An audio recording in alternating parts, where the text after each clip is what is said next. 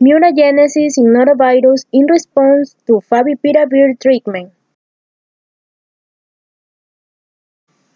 Definition: Favipiravir is an antiviral agent that selectively apparently inhibits RNA dependent RNA polymerase. It is proving effects against several viruses that store their genetic information in the form of RNA molecules. These viruses include those that cause disease, such as the flu, gastroenteritis.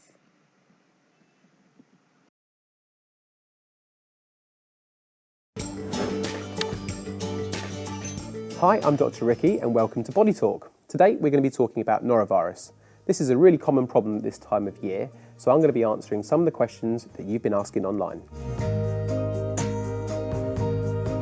As the name suggests, it's a virus, often called the winter vomiting bug. Comes out at the winter time. It's really contagious, so coughs, colds, sneezes, you can spread it really easy from person to person.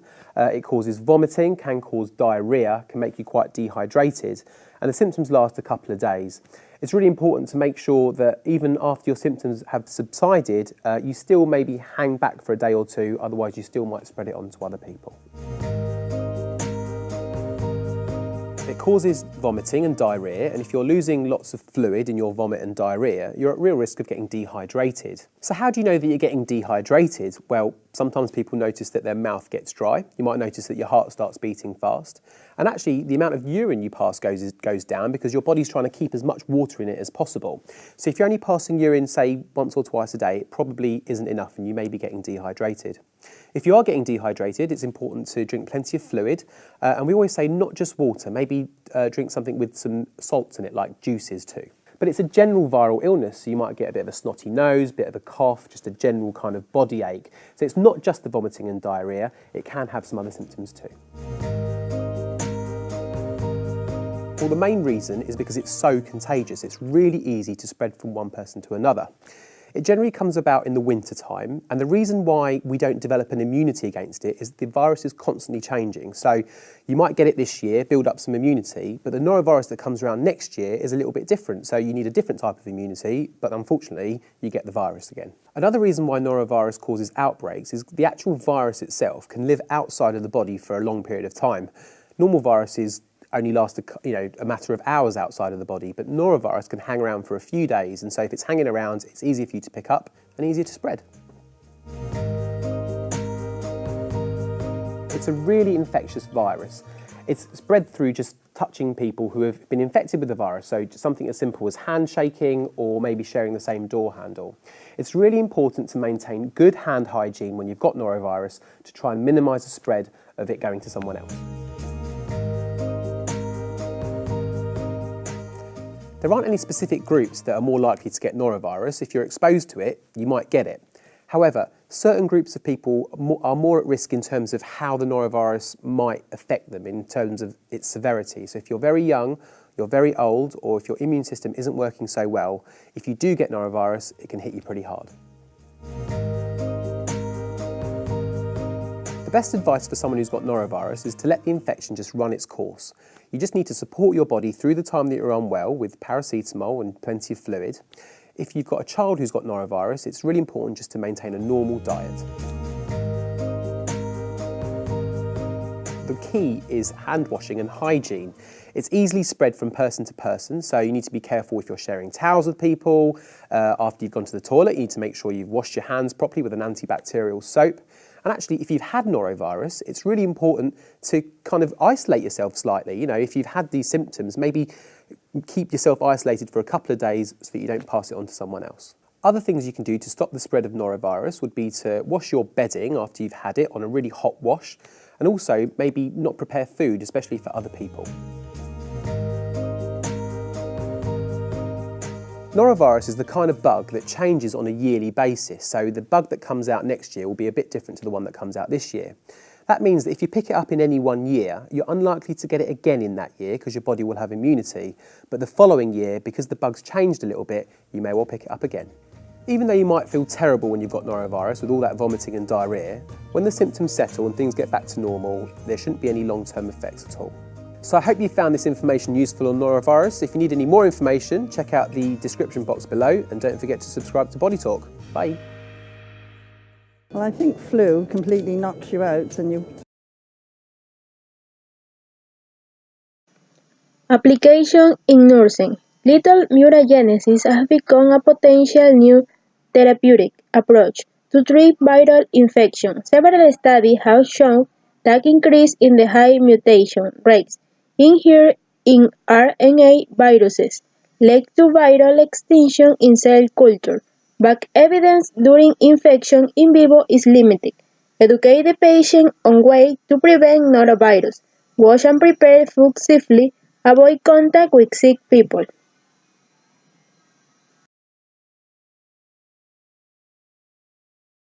Transmission of norovirus.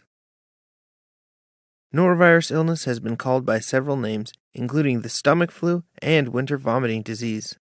Noroviruses are important pathogens around the world. They are believed to be responsible for a large proportion of all gastroenteritis outbreaks worldwide. Approximately 21 million cases are estimated to occur each year in the United States. They are also the most common cause of foodborne illness in the United States.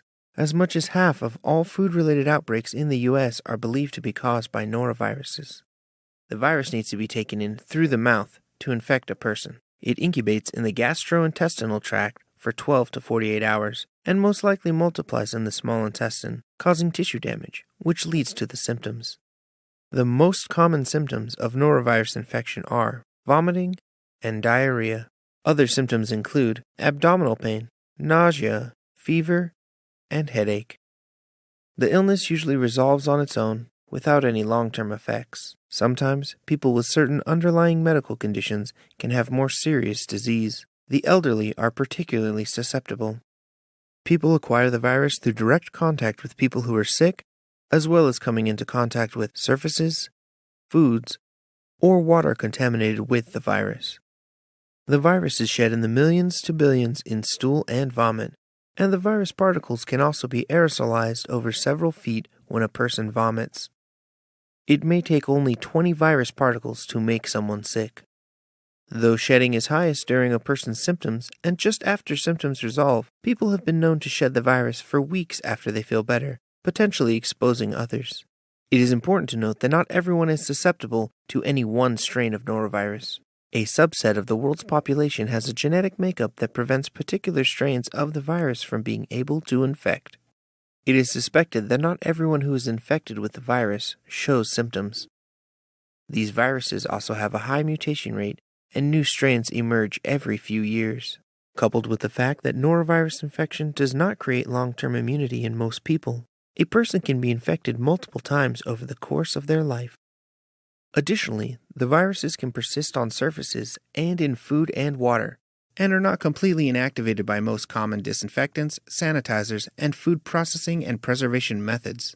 This complicates efforts to prevent and control the spread of the virus. People who study outbreaks, also called epidemiologists, look at the distribution of cases as they develop over time. This helps to determine the original source of infection. For example, in this figure, a single vomiting incident followed by a contamination of a surface triggered a cascade of disease.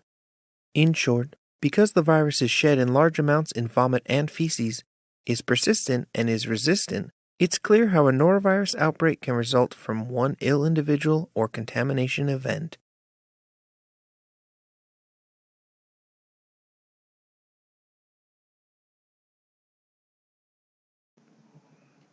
Pros.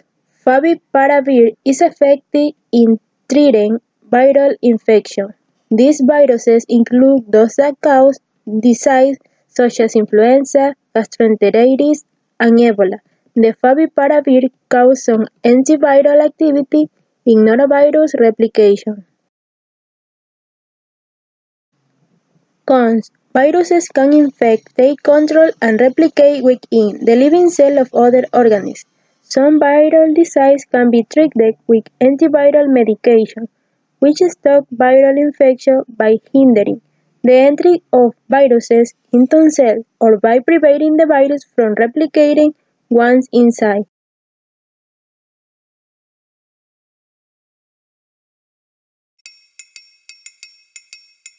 Norovirus is a highly infectious virus that infects around 2 million Australians each year. It's a virus that causes gastroenteritis, which includes vomiting and diarrhoea, feeling quite tired, nausea, sometimes with chills and sometimes with fever. The impact of the virus is that it affects many people. It's highly infectious. It's one of the most infectious viruses we know, which means it leads to large outbreaks in places like old people's homes, hospitals, cruise ships and childcare centres. This leads to hundreds, thousands of lost days of work from people who are sick and then pass the virus on to other members of their family. The virus is very difficult to control because it's highly infectious. We've got no vaccine, we've got no treatment against this virus, so the best thing we can do is try and prevent transmission. That means when you're sick, you should try not to pass the virus on to family members, you shouldn't visit Auntie Nellie in the hospital, and you probably shouldn't go on that cruise trip you planned. Norovirus evolves to create new strains that cause pandemics. We've seen this happen about half a dozen times in the last 2 decades.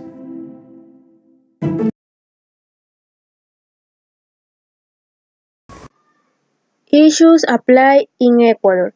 Viral disease represents a great challenge for public health, epidemiological surveillance, virological diagnosis, attaining reporting are essential components for the reduction of morbidity and mortality, having 30,078 cases in 2016. It can affect the entire population from children to other adults, but more prevalent is in children.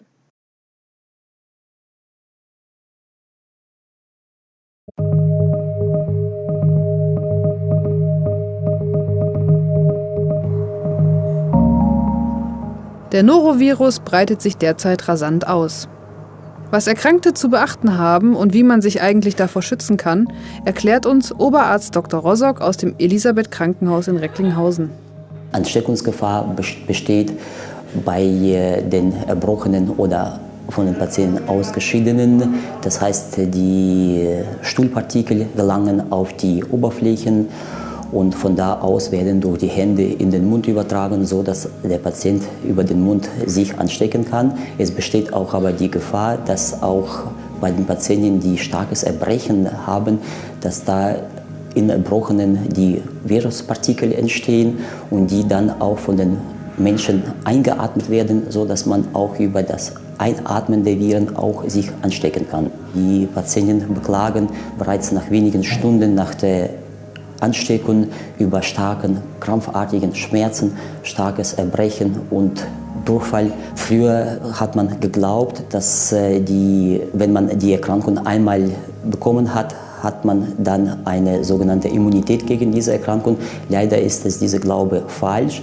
Wenn Sie erkrankt sind, müssen Sie schon ganz wichtig beachten, dass Sie auf jeden Fall für die anderen Menschen sehr ansteckungsgefährdet sind und Sie auf jeden Fall zu Hause auskurieren sollen. Sie müssen zu Hause Bettruhe, am besten Bettruhe behalten. Sie müssen auch viel Mineralwasser trinken. Das sorgt schon dafür, dass Sie auf jeden Fall wieder fitter werden. Um sich zu schützen, sollte man sich nach jedem Toilettengang gründlich die Hände waschen.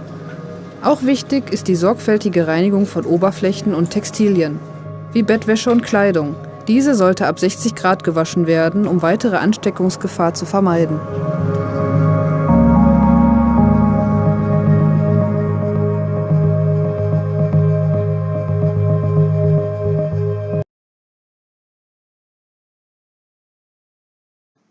Conclusion: favipiravir is effective against a wide range of influenza virus types and subtypes, including strain resistant to existing influenza medication. It is noteworthy that favipiravir showed antiviral activities against other RNA viruses such as arenavirus, panyavirus, and filovirus, all of which are known to cause fatal hemorrhagic fever.